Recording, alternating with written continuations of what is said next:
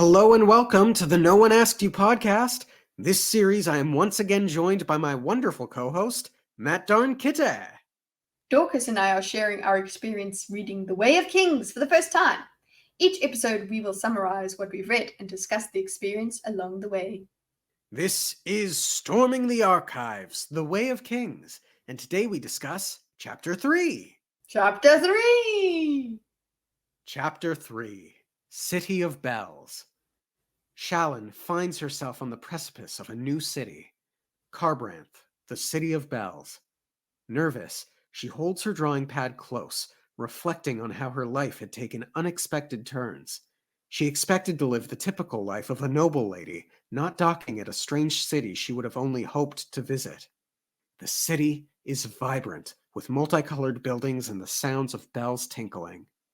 Shalyn had been traveling along the Wind's Pleasure, a small seafaring vessel in pursuit of the princess Jasna Kholin. She reflects on the nature of her plan as being duplicitous. The people of Kharbranth are diverse and exotic. Shalyn reflects on the 6 months she has spent chasing Brightness Jasna Kholin, and how the princess is the only member of a faithful royal house to be a professed heretic. Shalyn laments that this trip has taken significantly longer than anticipated and grows concerned over her dwindling resources, despite the fact the sailors she travels with come at a discount thanks to her father's business connections. Captain Tosbeck approaches Shalyn and the two chat briefly, with Shalyn's wit and clever banter displaying what her nurses might once have called an insolent streak. Shalyn enjoys the liberation that travel brings. She tends to be quiet in crowds and recalls that her brothers think of her as timid. They had been concerned she would feel frightened on her journey. Although her house's finances remain a concern, she has loved her journey and filled her sketchbook with many drawings of wonders she's seen. Captain Tosbeck intends to wait at the dock for 2 days, waiting out a high storm. Then, if all does not go well with the princess, will return Shalyn to Jock Haved. Shalyn makes her way off the ship, keeping her left hand covered, as is the custom for Vorin women. She is uncomfortable that Captain Tosbeck could read. In Vorin culture, reading and writing is seen as a feminine trait for women, although men learned glyphs. She contemplates the war on the Shattered Plains. It seems so unlikely to her that docile Parshmen would fight so fiercely. Her guide, Yulb, tracks down a local with a 2-wheeled vehicle designed for travel through the city. Shalyn opts to take the direct path to her destination, the Conclave. The cart runner explains to the guide, who translates to Shalyn, that Kharbranth is one of the safest and most sheltered cities in the world. Most cities are built in lates to protect from high storms. The bells of the city, the cart runner explains, are a symbol of the city's safety. It is said the city is so safe, its inhabitants didn't even know when a high storm occurred, and thus needed the bells to let them know. Shalyn finds this explanation of the bells entertaining, but unlikely to be factual. The group arrives at their destination, and the cart runner attempts to con Shalyn and split the money with her guide, Yulb, though Yulb informs Shalyn of this. Shalyn has never used money, but enjoys its beauty. Money takes the form of tiny glass spheres with gemstones embedded in the center, each capable of glowing with stormlight. She pays the cart runner less than the con, but more than the value of the ride, possibly accidentally offending Yulb by using him as a go-between, though he seems to find humor in it. She pays Yulb a ruby mark, worth a week's wages as a sailor. Yulb protests that it is too much, but she insists he accept on the condition that he waits several hours in case she is unlucky in her pursuit. Shalyn makes her way into the conclave. A servant is sent to inquire about the princess. Shalyn reflects on her calling. In Vorin culture, a calling is the profession a Vorin dedicates their life to. She could have chosen art, her drawings, but she feels inspired by more than just art. It was also the study. So she chose natural history. She longed to be a scholar. But she must focus on her task at hand to become Jasna's ward, though this is merely part 1 of the mad plan she herself had concocted. The servant returns and leads her down a hallway.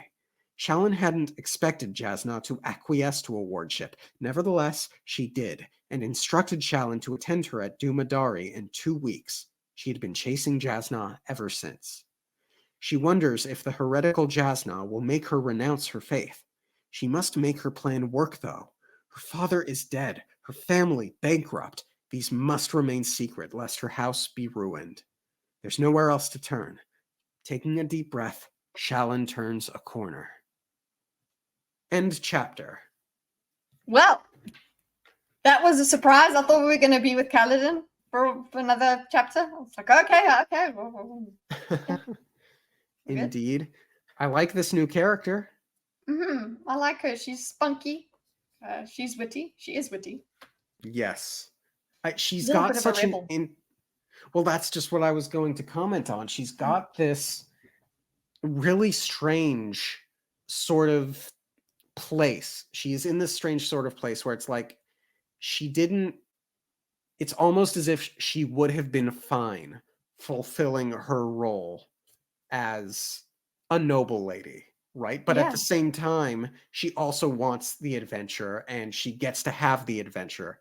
But it doesn't sound like being a noble lady was so intolerable to her. So I don't think that's very common in characters. It's usually, oh, noble lady, life is so boring. I want more. And with this character, it's so different. I'm intrigued.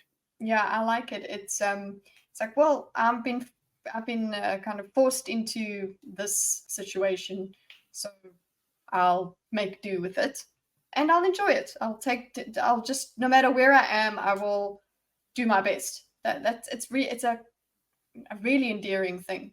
She's not really complaining. It's not this, oh, woe is me kind of thing.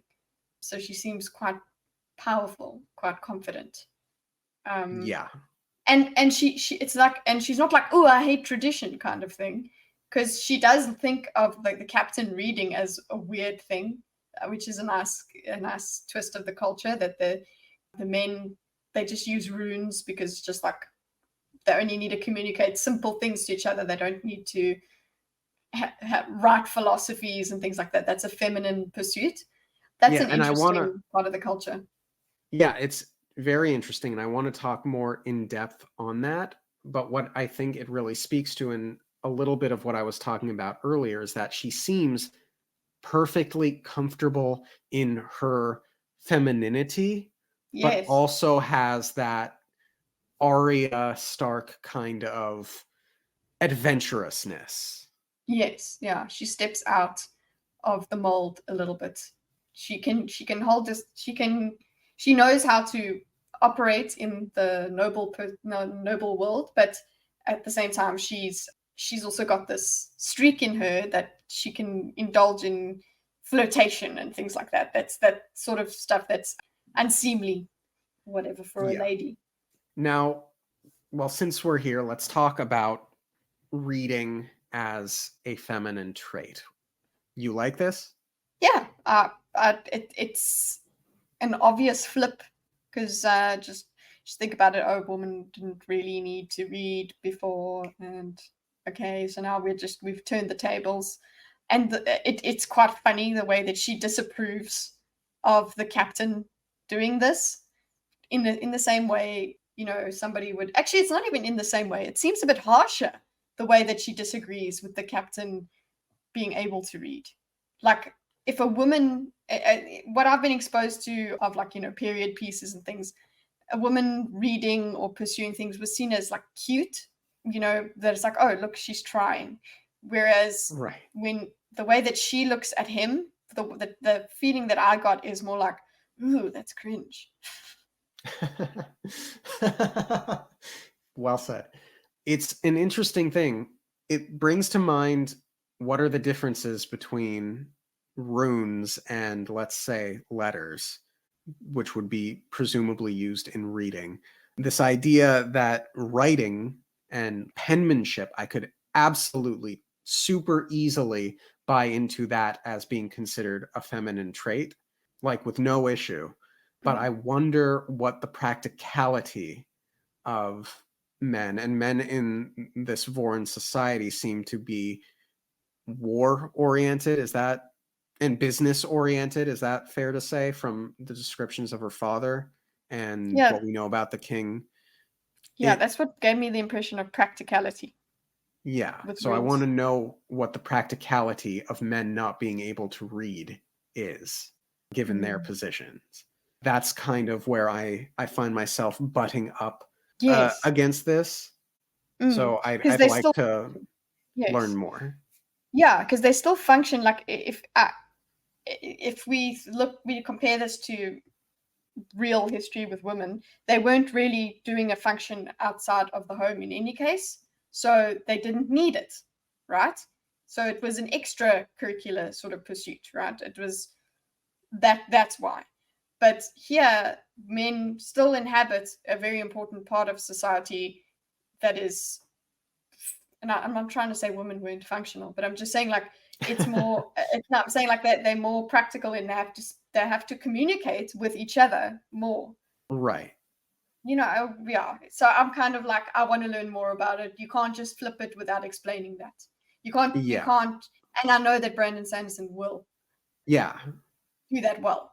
Like this is something that I would criticize in maybe Hollywood. I'd be like, okay, cool, you're not addressing this, but I feel like Brandon Sanderson will definitely address it.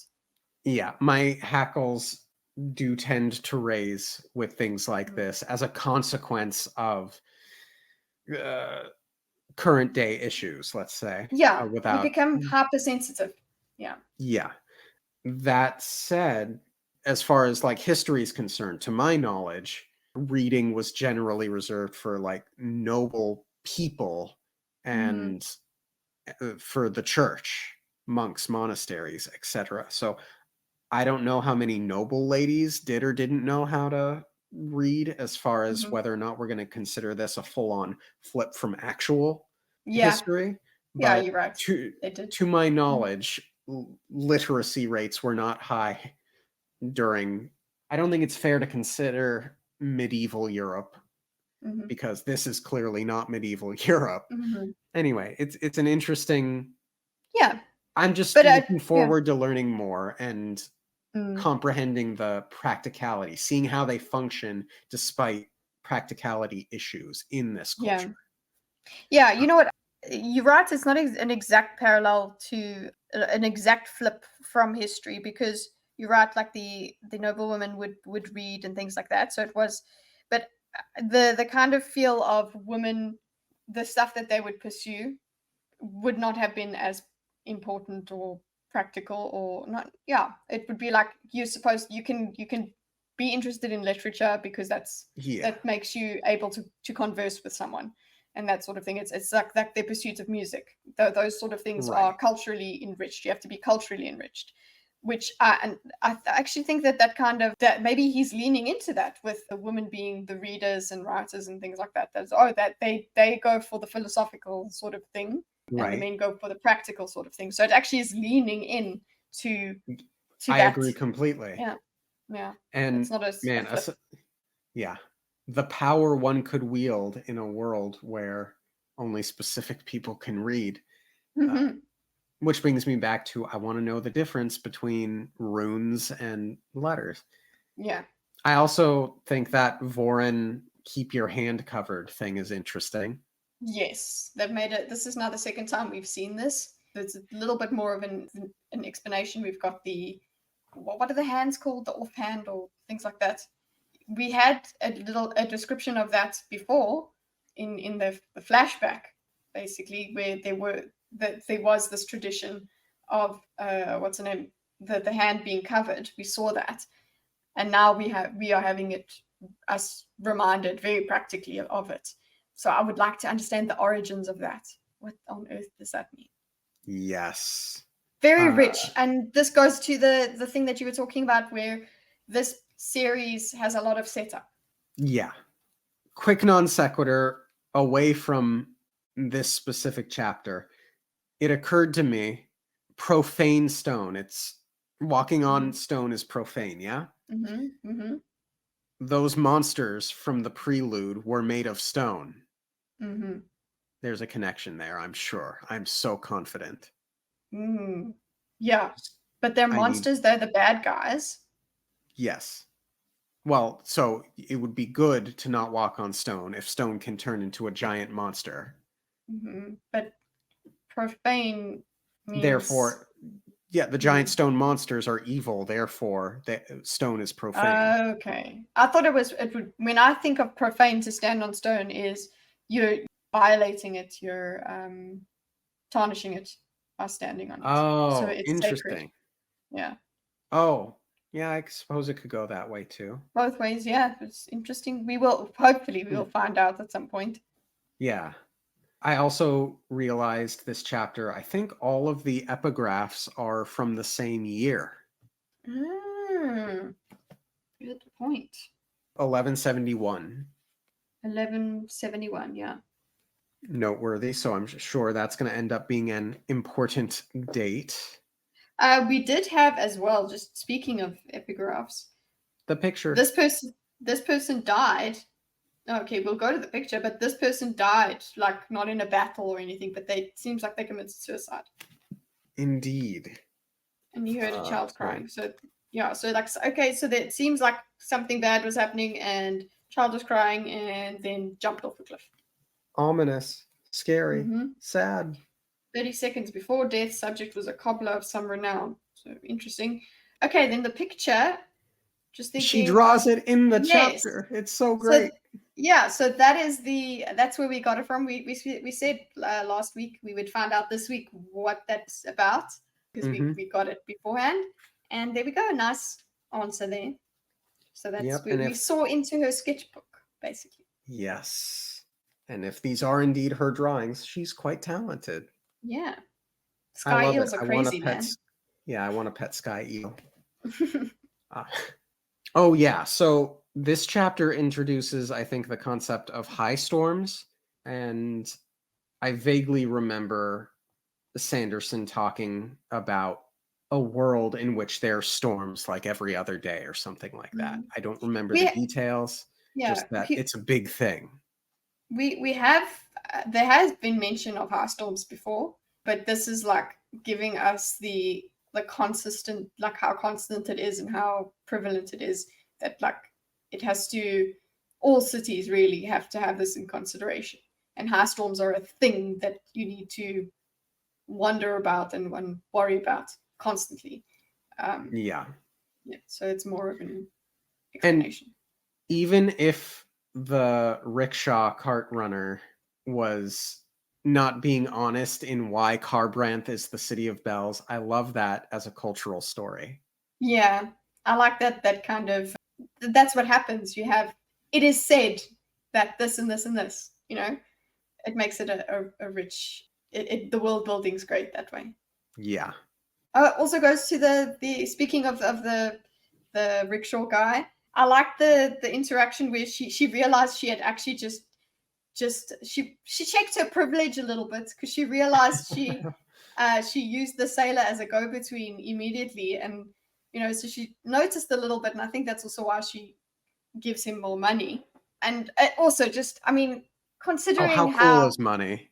Yeah, very cool. Like it's charged and uncharged and things like that, which makes me think of how cool it is. Basically, a rich radiant can just mess stuff up. I'm assuming that a radiant is what we experienced in the earlier chapters. Yeah, just basically, you got money? You got money on you? Basically, it's the same sort of thing as like using coins to fly around. So nicely done, Sanderson. But with the sailor as well, just the way that she notices, oopsie poopsie, I did a faux pas there. And then she goes, the fact that she doesn't use money, that's how privileged she is. Money is not even a thing for her. It's not even an object. Yeah. It's just pretty. And that's an obvious point that, like, okay, look how charmed her life was. Right.